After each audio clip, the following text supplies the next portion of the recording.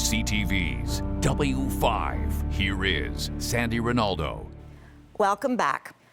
Let's be honest, who doesn't dream of having an amazing singing voice like Celine Dion or Michael Bublé, or belting out a song on the stage of a Broadway musical? Dreams are one thing, reality quite another.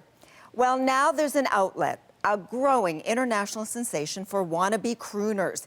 It's a shared communal experience anyone can join, and it's definitely in tune with the times. 1, 2, 3, 4. After all, I really love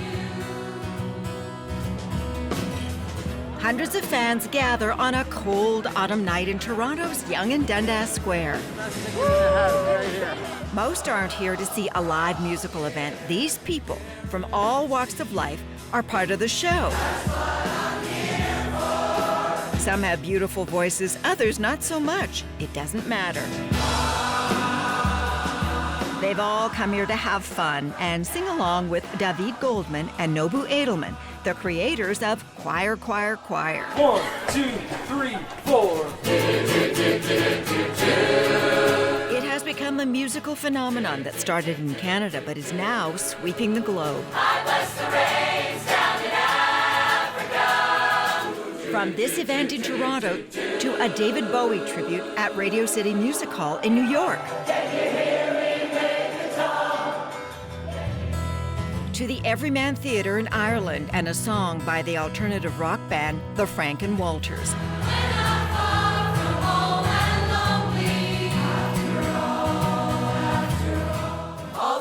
Afterwards, every show is uploaded to YouTube and gets hit after hit after hit. As a result, the choirs are packed to capacity. Did you ever think that Choir, Choir, Choir would explode the way it has? I never thought Choir, Choir, Choir would explode. I thought it was something that I was doing with my friends, and that it would be a kind of a local thing. We would do it every few months, you know, when it was like, oh, I haven't seen our friends for a while. Is that what you thought? We'd do it every few months? Oh, yeah. Yeah, that's what I thought. There was no plan. There was no plan at all. That's true. And it was gradual.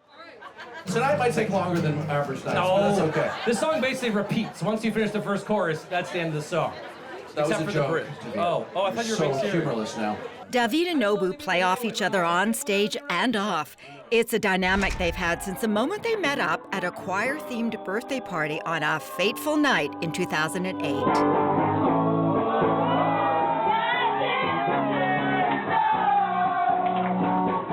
And they were the life of the party. He showed up at my house, and we had about 13 friends in my kitchen, and he just took to it immediately. I think he was in a position where he wanted to tell people what to do. He just didn't have the people there yet. But the second he was in front with his guitar, he was like, all right, you sing this part, you sing that part. That was the beginnings of what became Choir, Choir, Choir. I get the feeling that the two of you kind of like each other. You don't Sometimes read people feelings- very well. Yeah, feelings are not to be trusted. Yeah, he's okay. Okay, David, what do you like about Nobu? I like the fact that he's ambitious in spirit and he's fun and he kind of lives in the moment and he enjoys things for what they are. Like, he finds the good in things and it's a good balance with me, who I'm always looking at the flip side. Nobu, agree with him? I'm hearing all of this for the very first time, so I thought all this time he didn't like me. No, I didn't say I like you. Right, for She sure, asked you me just- what things I like about you. About me, right. I didn't say I like you. For I sure. just named There is a one thing. distinction. For sure. There's a distinction. Okay. So, okay, I'll give you a chance now. What do you like about David? David cares a lot about everything, and he dives deep into the minutia of all the parts of every situation to sort of figure out how he feels about it. So he's incredibly honest, and he's the same in every single situation, you know, and so you can really depend on David to give you the straight goods all the time. The way they interact, you'd think they were friends who grew up together. Not the case. David was born in Montreal, and music was a big part of his life, although his parents had another career path in mind for him. I was on the piano at 3. I was always performing. I was performing for my parents' friends and at my sister's bat mitzvah. When I was a little kid, I had costume on performing, and all I ever wanted to do was perform for other people. But then when I actually wanted to do it as a career, my parents weren't into it. And I think that it's just fear, like that of your child not being able to support themselves.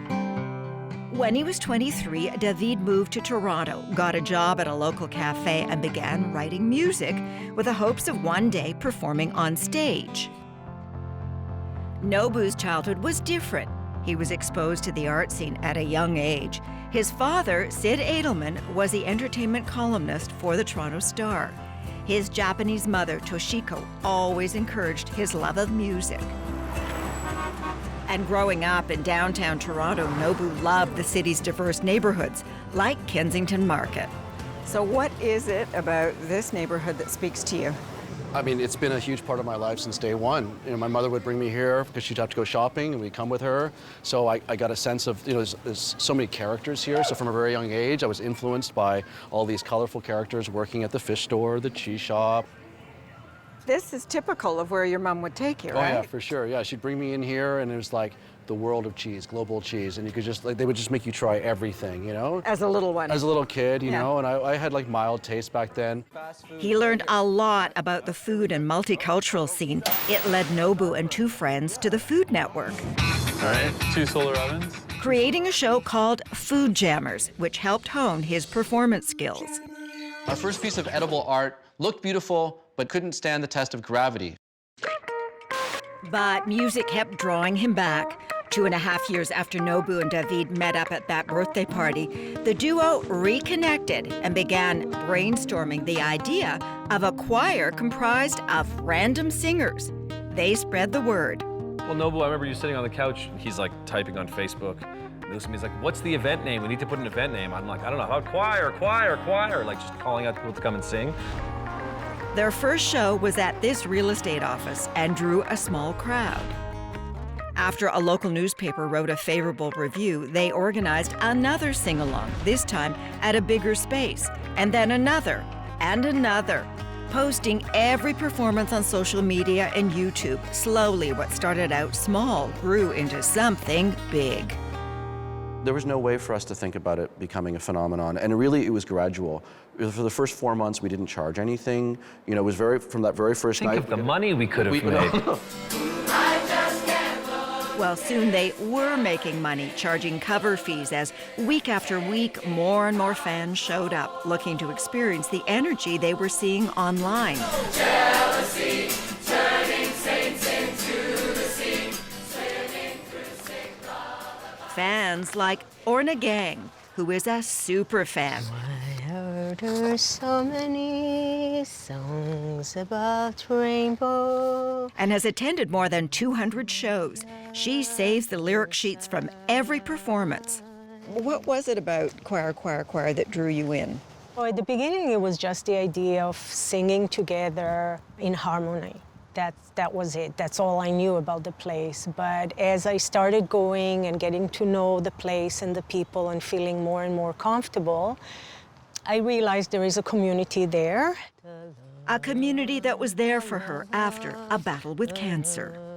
It was the first day after my last chemotherapy that I actually joined. So it came at a bad time in your life, but it was a turning point. In other words, it helped you move forward after dealing with health issues. Absolutely. But that must also give you some energy, some enthusiasm. Oh, absolutely. That you're standing next to someone else who's infused with the same kind of musical energy Exactly, that you are. Exactly. So the whole idea of you are experiencing something together, Right. but there is an interaction between them and us. An interaction that Canadian music historian Alan Cross describes as liberating. When I saw it, I was absolutely amazed at the enthusiasm and how there seemed to be a cathartic release for all these people who came to sing. And none of them are professionals. They just want to get together with a bunch of other people and get deep into music. Why does it work? I think it's a non-judgmental opportunity to express yourself musically. It's kind of like that old saying, dance like no one is watching. Sing like no one is listening. And that's what is the appeal of it. Coming up, Who's oohing? can't we all just sing along? Everyone's smiling, everyone's laughing. When W5 continues.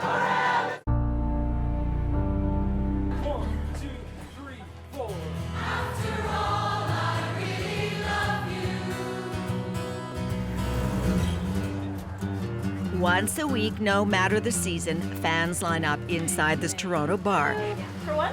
to sing along with Nobu Edelman and David Goldman, the creators of Choir, Choir, Choir.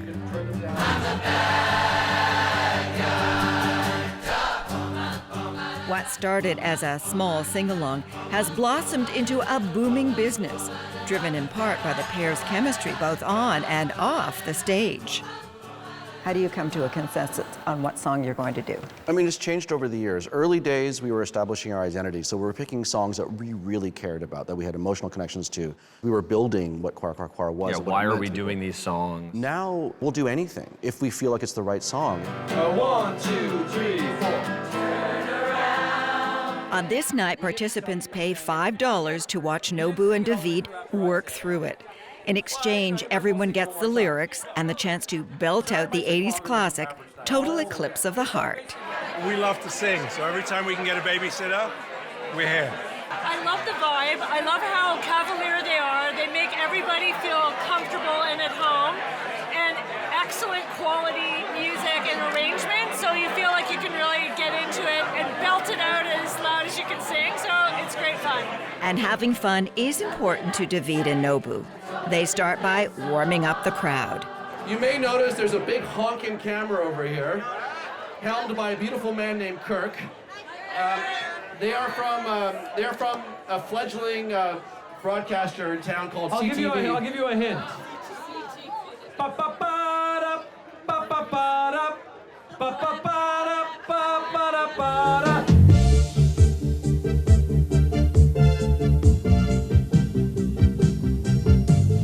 Ah yes, W5's old theme song. Well, once the laughs subside, it's down to business. Let's take it from the top. Nope, you ready to go through this? The group is divided into bass, alto, and soprano. When the singing begins, it's a bit chaotic.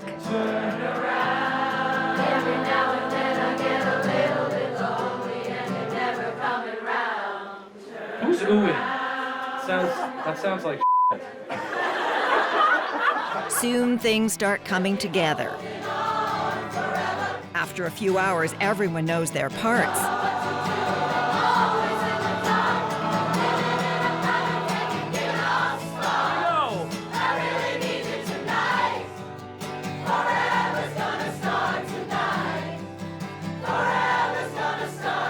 And are ready to roll. Every song Choir, Choir, Choir performs gets posted to social media. It's what attracts new fans and keeps old ones coming back.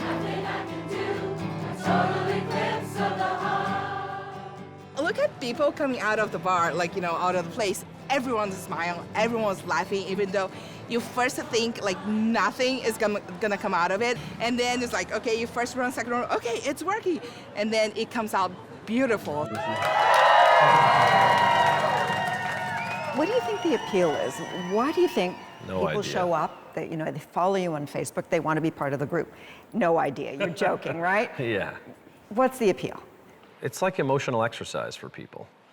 Spiritual exercise. I mean, I'm not a religious person, but I understand why people get involved in it. I know why people want to be part of a community, to their city, to whatever, to their past, to their future, people. So I feel like we kind of provide that for people. Yeah, just kind of frees me up if you're cool. A year has passed since the death of musician Gord Downey, and Choir, Choir, Choir has been invited to pay tribute.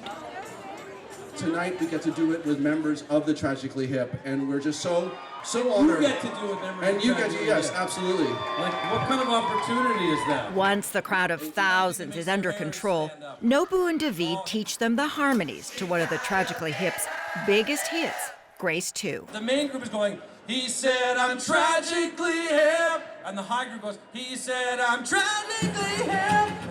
But I can guarantee there'll be no knock on the door. Hey-oh.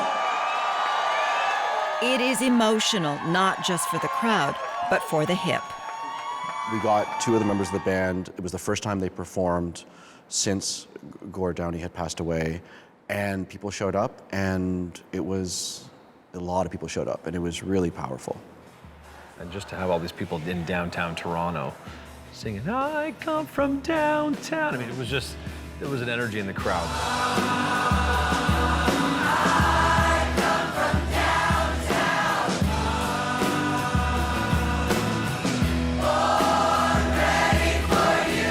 And the fact that it was a tribute performance, do you find there's a different mentality when people come to that? There's reverence, but whenever we do a tribute, we're still here. We don't want to just play at one note, you know? Of course we're sad, but we're also here to celebrate all the great things that this individual has brought to the world and given us. And so we try to find the balance. And finding the balance is what they did when the choir honored David Bowie not long after he died.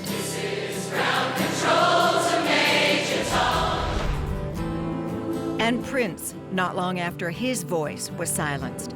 Their voices filled Toronto's historic Massey Hall. This is what it sounds like when doves cry. Of the tributes that you've done, do you have a favorite? Prince. Without a doubt. You didn't even hesitate. Because we got to do Massey Hall, which was our night at Massey Hall. We were the only two people that were on stage that night. It felt like we were just at our regular bar that we do it, but we were in this space that meant so much to us, and it meant so much to everyone to be in this building and creating this incredible sound in there. That night just went so smoothly. I still think about it, and I think it wasn't hard at all. Is it a collective outlet for grief? It's a way to dissipate the grief. It's a way to celebrate the artist's memory, for everybody to get together and say, you know what, I feel the way you do, and let's feel this together. Alan Cross is a music historian and radio broadcaster who has watched Choir, Choir, Choir go from singing popular tunes to taking on tributes. The word communal keeps coming up, and I wonder if it's because we live in big cities, most people. There's a certain sense of isolationism as a result. This brings everybody together. It brings people together in an odd sort of way, in the sense that people from outside the city, outside the country, have heard about Choir, Choir, Choir, and want to actually engage. Rick Astley, for example, you know, he came in and he rickrolled everybody in person. Rick Astley showed up to a Choir, Choir, Choir event. Never gonna give you up. I'm never gonna let you down. Never gonna run around and desert you. English singer Rick Astley of Never Gonna Give You Up fame surprising fans one night, giving the crowd an unforgettable experience.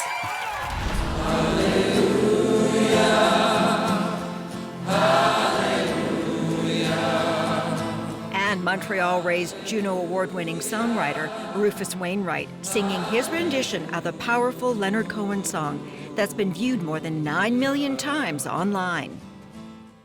What do you think draws people like Rufus, Rick Astley, to what you're doing? I think it's about us connecting fans and sort of blurring the line between performer and audience and sort of allowing them to meld and create something new in that in-between space that we occupy as performers. It's been amazing for me. It's evolving, the experience of me being part of it. We'll be holding on forever. Orna Gang is a huge fan of the choir. She hates to miss even one performance. I think it brings the good out of me. I feel I'm a better person because I'm participating in it, because I have to start opening up my horizon, getting to know a lot of different people. And it's opened you up to new friendships as well. Yes, new friendship, absolutely. There's also the Andy Kim Project. Andy Kim, everyone. The next big step for the group. 1, 2, 3, 4. David, Nobu, and the performers take their act into the studio. It's a rare musical experience for them. Sugar. Honey, honey. You are my chemical. You got me wanting you. Sound familiar? The Canadian rocker rocked the world with that song 50 years ago. What was that like for you to be involved in that celebration? Well, we wanted to celebrate the 50th anniversary of Sugar Sugar reaching #1. And we just feel like, you know, people love the song Sugar Sugar, it's such an earworm, and we just wanted to celebrate it, and we wanted to celebrate him. What was his response to all of this? He's into it. I mean, he's a pretty open-minded guy. He likes having fun.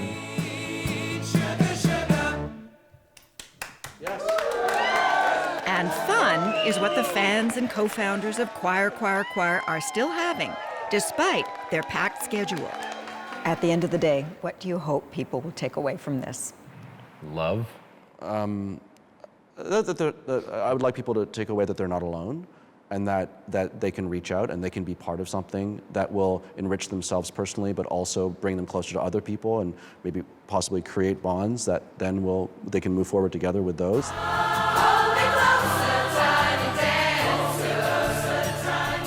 I just want people to have memories. That's all I really care about.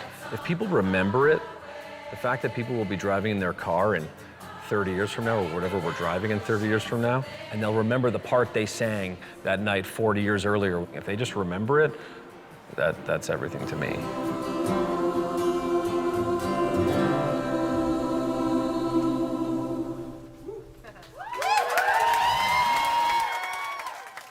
Choir's touring schedule already stretches well into the new year with dates in Alberta, Saskatchewan, Ontario, and New York City.